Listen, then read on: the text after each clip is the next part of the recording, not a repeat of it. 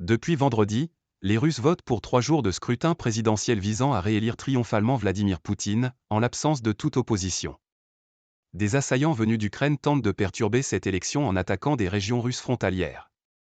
Les bureaux de vote ont ouvert à 8 h locales vendredi, 20 h GMT jeudi, sur la péninsule du Kamtchatka et en Tchoukotka, 2 régions reculées de l'extrême-orient russe. Ils fermeront dimanche à 20 h, 18 h GMT, à Kaliningrad, enclave russe au sein de l'Union européenne. À 6 h GMT, les bureaux de vote étaient ouverts dans l'ensemble de ce pays aux 11 fuseaux horaires. Le vote se déroule sur 3 jours, y compris dans les territoires occupés par la Russie en Ukraine ou encore en Transnistrie, territoire séparatiste pro-russe de Moldavie. Peu avant le début du scrutin, le chef de l'État Vladimir Poutine, 71 ans dont 24 au pouvoir, a enjoint à ses compatriotes à ne pas se détourner du chemin en ces temps difficiles, référence aux conséquences de l'assaut qu'il a lancé contre l'Ukraine il y a plus de 2 ans et qu'il présente comme une guerre de survie face à l'Occident. Dans une école de Moscou, des dizaines d'habitants sont venus dès l'ouverture du bureau, sous un grand soleil d'hiver. Lyudmila, une retraitée âgée de 70 ans, dit vouloir en premier la victoire en Ukraine. Pour elle, cela passe par un vote pour Vladimir Poutine.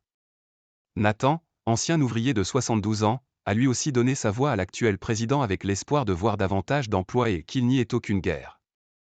Mourir en prison. La veuve d'Alexeï Navalny, Yulia Navalnaya, qui a juré de poursuivre son combat, a appelé pour sa part les Russes à protester en allant voter pour n'importe lequel des candidats à l'exception de Poutine.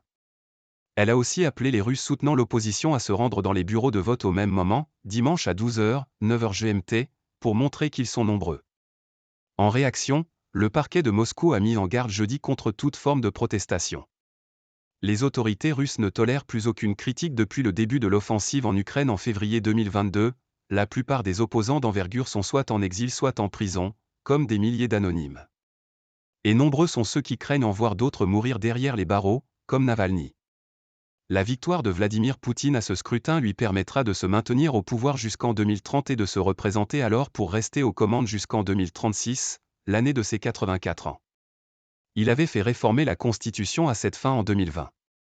Le président du Conseil européen Charles Michel a félicité avec ironie vendredi M. Poutine pour sa victoire écrasante lors des élections qui débutent aujourd'hui, ajoutant sur X, pas d'opposition. Pas de liberté. Pas de choix.